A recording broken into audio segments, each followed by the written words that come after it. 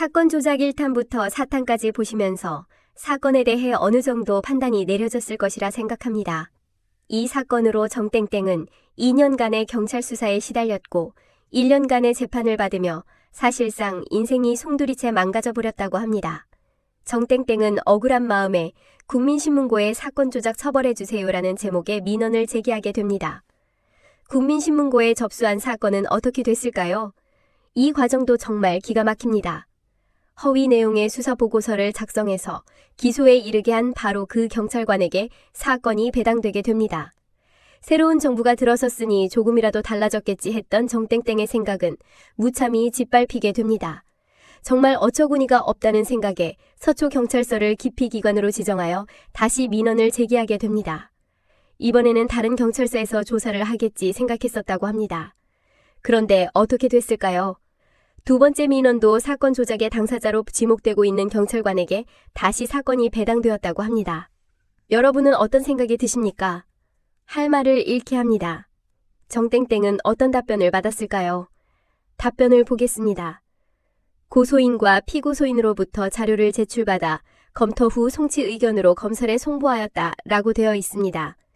이 내용이 사실이라면 보안수사기관에 제출받은 자료가 증거 기록에 첨부되어 있어야 합니다. 거짓말이 들통나지 않으려면 지금이라도 증거 기록에 첨부해 놓아야 할 것 같다는 생각입니다.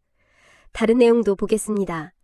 2015년 10월 12일 이후 시점에 인출한 금원만을 횡령 피해금으로 산정한 것이라 답변을 하고 있습니다.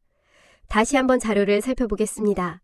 증거 기록 162쪽 5건의 인출 기록이 있고 이 중에 3건이 경찰이 말하는 횡령 기간에 해당한 거래 기록입니다. 2016년 1월 20일 1건, 2016년 3월 24일 2건, 이렇게 3건이 모두 횡령금에 포함되어야 하는데 2016년 3월 24일 2건만 횡령금으로 해놓았습니다.